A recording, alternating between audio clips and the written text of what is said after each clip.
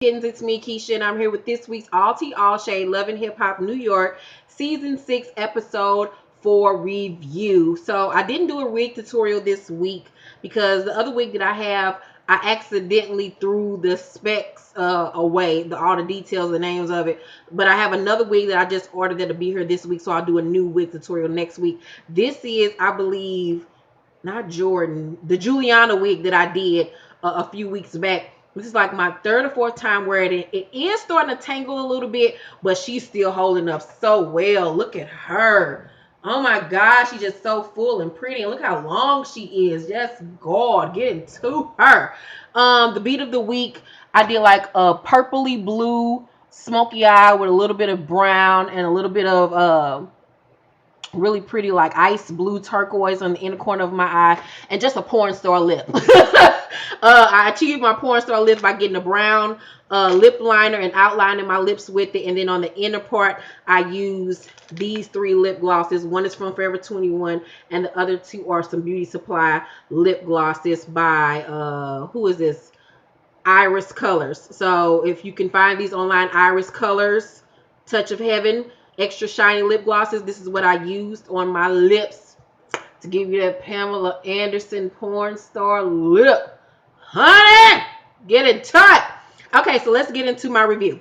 Okay, so I missed like the first 5 minutes or not the first 5 minutes, like the first few minutes of Yorma and Cardi B's little continuation of their fight. So I came in right when like Yorma was trying to kick off her shoes and run outside to Cardi B. And when I was watching Yorma, like she just reminded me of a Mexican wrestler, like like her name should be like El Diablo or some shit like that. I'm like, girl, sit your big ass down. So Cardi B outside and she in the back seat acting like a motherfucking character from all them little Yu-Gi-Oh cartoons or whatever, breaking the glass out the window because she don't want to get out and fight some more. She don't want all these men touching her. I'm like, sit your project ass down. So Self go up to Yorma and explain the situation. He tells Yorma that Cardi is something old and he ain't really fucking with her like that. And she's like, no, Poppy, you got to be lying to me. This has got to be something that you're doing right now. Like, you got to be fucking with her like right now. I know you fucking with her. Because why would she just come up in here like that and say that to you, Poppy? You are lying to me. You lying to me, Self. And I'm tired of this. I don't want to have... I'm done with this. I'm about to go home. Call me a gypsy cab. I'm about to go. And so she crying and shit. I'm like, why are you crying? Instead of crying, box this nigga up. That's who you need to be fighting. Is this big head ass nigga. He the one cheated on you, not this bitch. But these some simple hoes. So Lexi meets up with Mo, and I'm just looking at these hoes like, who is styling these little girls? Like, these are the two worst dressed young ladies I've ever seen in my life. They look like they just go in their closet and just grab everything and just put it on. Like they get all of the Charlotte Russe, all the wet seal, all the Route 21s, and just throw it on and be like, bitch, I'm fly. I'm the baddest bitch in the land, and no, the fuck you're not. So Moen is feeling herself because her boo is back. And we find out who her boo is later in the episode. And I'm like, it can't be nobody that popping that he fucking with your ass. Girl, sit down. So Lexi said that she met with Rye about continuing to do their album release party, you know, behind Mo's back, because, you know, she really wants this done. And Mo's with it as long as it ain't no bullshit, and as long as Rye doesn't like try to continue to like break them up. So Ashley and Rich are out having lunch, and we just learned that Ashley has been testing her daddy. She's been out in New York, thotting and bopping, baby, and feeling herself. She using up her daddy credit card. She is paying that nigga back from not being there for her really while she was growing up. But she's testing her boundaries because she knows he's the cool dad, and she can pretty much get away with what the fuck she wants to. So she shows Rich that she went out and got her motherfucking belly button pierced without permission from her. I mean, her mom or her dad, and Rich is not feeling this, and I as a mom would not have been feeling it either, but hey, it ain't my damn child. So Cardi and Miley Cyrus, aka Mariah Lynn, meet up for drinks or whatever, and she tells little Miley Cyrus what happened at her party, about why she got into it with the Mexican body wrestler, bodyguard, whoever. So Cardi said, you know, she ain't really tripping off the fact that Self fuck with other bitches. It's the fact that he didn't keep it 100 and just tell her from the gate, because she got a nigga her damn self. and she just don't want to be no bullshit because they had throw events with one another and they can't be fucking up the paper. And I'm 100% agree. If you're gonna be my side nigga, be my side nigga. Just let me know what's up. Like, I'll let you know what's up. Like, what you lying to me for? I told you I had a nigga. So what you lying to me for, trying to sell me a damn dream? So I was just looking at Cardi B like, who is braiding these bitches' hair on this show? Her braids and Lexi braids. I was just like, no, bitch, no, because Lexi looked like she just wanted to be like, I keep on falling in and out of love with you. And Cardi B looking like Pokemon, like she just want to soar off into the land. I'm like, girl, no. So Lightbulb, aka Crisco, meets up with his boyfriend, aka Mo. And she just reminds me of Wesley Snipes and Tu Wong Fu. That bitch is ugly than a motherfucker. Like, girl, get your whole entire life. So she is just cheesy because somebody like her little black ass. And so, he says that, he was checking her out when they first met because she was holding, because she got a nice body. And I was like, bitch, where? She's shaped like a linebacker, but okay. So I got a better body than that bitch, and my body is horrible. So, she says that, she's waiting on him to do a track for them, and she wants him to come to their single release party as her date and meet her family. And he looking like, hold up, bitch, like, I'm just fucking you. Like, I'm not trying to meet your family. Like, this is supposed to be some fun shit. You taking this a little bit too far. You making this be a way too much deeper than what it is. I ain't trying to be out here claiming your ugly ass bitch, but okay. So Miracle comes to get her goddamn child, honey. She is not here with the foolishness. She saw Ashley on Instagram posting that her daddy said it was okay for her to go get her belly button pierced, and she's not here for the foolishness. She rushed her ass up to New York and got her baby so she could take her baby to the first Bible study class she could get her ass into. So Rich comes home to find out that, Ashley has to leave, and he's shocked and he's pissed off. And, Miracle is basically saying, like, since she's been up here, she's been wilding, you need to be more strict, to be more of a daddy and not a friend to her. And Rich is like, you know what, you need to let her stay, leave me some more time with her. And Miracle just ain't feeling it, especially since Ashley's been there. She has been going to church. And Rich is like, shit, she didn't have more church in her whole lifetime than most motherfuckers. Like, she's churched out, she's good. And I'm like, the child needs balance, and she needs to have some type of authority figure in her life, because these are the crucial years of a young lady's life where you need mother and father guidance. So Miracle's basically like, fuck what you talking about, get your shit, Ashley, so we can go. She said, tell your daddy goodbye. And so Ashley rolls her eyes and walks past Miracle and does one of these like she was about to bump her. Bitch, fuck the cameras. Ashley's ass would have been knocked the fuck down on the damn ground. Bitch, you have tried your whole entire life. That bitch wouldn't have been able to breathe. She would have been looking like Tammy from Real Housewives of Atlanta, laid out on the damn floor after she did that shit and walked past me like she's gonna bump me. Bitch, we'll still be fighting to this day. Every time I see her ass, we'll be fighting.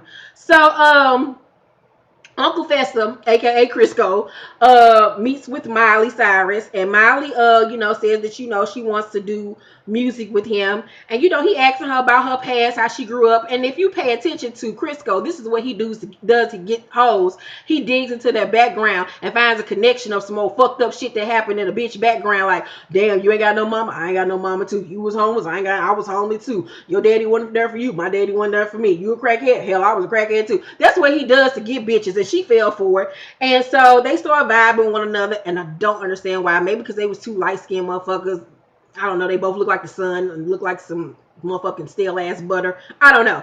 So she tells him that, she wants to kick it outside the studio. And he like, damn, shit, that's what's up. And I was like, shit, go ahead and set that pussy out for a real nigga. Go ahead on, Molly. So Self meets up with Cardi to break things off, and he asks her if she's mad, and she like, hell yeah, nigga, I'm mad. How you gonna bring one of your hoes to a party knowing I was gonna beat her? And he was like, shit, I ain't know you was gonna beat her. Little Miley Cyrus is my friend, ain't even your friend or whatever. And Cardi was like, shit, she is my friend now. And basically she tells him that, you better not bring that Mexican bodega none of our events, because if they gonna have beef, they gonna have beef forever. So she say if they gonna continue to work with each other in the future, he can't bring none of his hoes to their events, because obviously she still feels some type of way about this nigga. And so she lick her head and go like this, and then they shake on it, and I was like, ew. Like, now your hand gonna be smelling like ass crack for the rest of the damn day. Gonna be smelling like ass crack and dollar bills for the rest of the damn day. Disgusting. So Crisco is at his little apartment. He's setting the mood for a little dinner, kind of like dinner on his balcony or whatever for little Miley Cyrus. You know, he trying to get that little trailer park pussy. So she show up and she could barely walk in her little stilettos and shit. Her little frail ass about to fall out. And you know, she tells him about Rich and about the fact they used to fuck around, and you know, he like, damn, like, but you know what, I owe this nigga payback from last season when he fucked Diamond in the bathroom and let her suck his dick. So, you know, he started, you know, throwing some little game on her, telling her to look at the view. They get up, and you know, he basically get to talking that shit to her, and he just sound like he got all the spit in the land in his mouth, like, you know what, you looking kind of good tonight, can I get a kiss? And she like, yeah, you can get a kiss. And I'm like, all right. And I was just like he got every bitch pussy that he's ever licked juices in his mouth, like, ugh. So Self is on the radio with Migos, and he brings up the topic of how to get your girl back after you fuck up. And he sent the car for the little Mexican bodega bitch to come to the studio to see him. She in the car listened to the radio interview, and he admits on the radio that he made a mistake and that he was dealing with a chick that he sees no future with, aka Cardi B. And if I was Cardi B, I would have been offended, because like, what the fuck you mean you see no future with me? What the fuck? So Yorma, you know, he says that Yorma will always be his girl, and she in the car crying. I'm like, yo, punk pussy ass, man up, bitch. Oh God. So she gets to the studio and she happy that he called her name out on the radio. I was like, who would be happy that this nigga called your name out on the radio? If anything, I would have been pissed off. But nigga, don't you call my name out on no motherfucking radio. I want everybody in the tri-state area knowing that I fuck with your raggedy ass and you got me over here crying and shit and cheating on me with bitches. I would have been pissed the fuck off. I would have slapped the shit out of that nigga. So she basically say how, you know, she gonna stay with him, and I was like, bitch, you just want all the diseases. Okay. So BBOD, aka BMW Body Made Wrong, have they record release, they single release party, and they show up looking like two of Madonna backup dancers from the Vogue video. Like, them hoes are the worst dressed bitches ever. Like, I don't know who the fuck is styling them, but who's ever styling them absolutely has to hate their asses and is trying to be funny on purpose, because they think they are styling. They think they just came out of a Vogue magazine ad, and they have not. So they look like they got all Black China leftover outfits. Like, shit, even Black China won't fucking wear. So Ra Ali says how she only did the party for Lexi because they cool, but in the future she will not be fucking with them hoes. So so Mo shows up to the single release party with that same fucked up ass hairstyle where she got all this shit shaved and then this long ass purple hair on the side with a braid and some finger waves and twist and all this type of shit and a freeze on this side. And now this bitch has added a whole bang to the front of this shit. I don't know what the bang is sticking to, my nigga, but it's there. And it just reminded me of Men on Film from Living Single. I was like, who in the fuck is doing this child's hair? Oh my God, you look more and more like a man every time I see you. So they perform ta ta ta licious, ta ta ta licious, ta ta ta licious, ta ta ta licious. I'm like, oh my God, they just make me want some wings or some shit.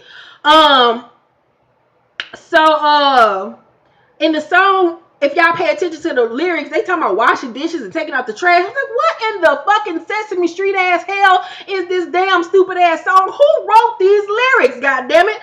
So Crisco come to the party to support Mo or whatever. And I'm like, nigga, you only came because her parents got paper and you trying to get on. You ain't fooling nobody. You ain't feeling this little ugly ass girl. Stop playing with her emotions. Stop building her self-esteem. So, Mo introduces him to Lexi, and Lexi is not feeling the fact this nigga came late. She checks him on this shit or whatever. And I was like, Lexi, go sit your ass down somewhere looking like a goddamn transformer. Girl, sit down. So Mariah walks up to Mo and Crisco as they're talking, and she says hi to Mo, and Mo like, hey girl, how you doing? I see you to the cipher. And so Lexi Miley Cyrus is like, y'all working together? And Mo was like, yeah, we working together, but this is my boo. And so she's like, oh shit, I didn't know that was your boo, because me and him been starting to rap with one another. And so she was like, because I told him he can't work with nobody else until he finishes our track. So Miley Cyrus goes on to say that not only are they working together, but they talking or whatever. So Miley Cyrus makes it known that, I didn't know about you. He said he wasn't talking to nobody, so please don't come over this way with a bunch of bullshit. So Mo like, damn nigga, you out here dating? He was like, yeah, I'm out here dating. I thought you knew. She was like, nigga, I didn't know you was out here dating. So of course she got an attitude or whatever. She feeling some type of way. And I was looking at her like, girl, like, why would you even get your hopes up think somebody was really gonna like you? Like, look at you. So I always talk bad about the little girl because she has such a piss poor attitude and a personality. Like, she's the worst. So Mo then gets mad at Miley Cyrus and start popping off the lip at her like she did something wrong when it was really this nigga. Like, why do they always get mad at the bitch and not the nigga? So she goes on to say that everybody got her fucked up. And she tells Crisco that security can escort both of their asses out. And then Miley Cyrus like, security gotta escort nobody else. Ain't nobody gonna touch me.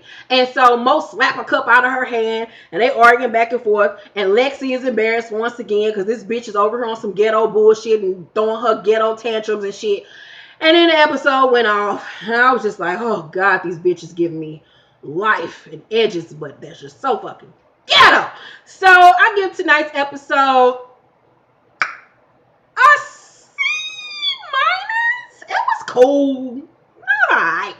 I have a video that'll be posted up, if not tomorrow, then probably Wednesday. It's for all you people out there that have been asking me for the last couple of years to do a how to be a published author video. So I'm finally giving you all the behind the scenes tips and info on how to become a published author, whether you want to get signed to a major publication or do self publishing. So that video will be up tomorrow or Wednesday.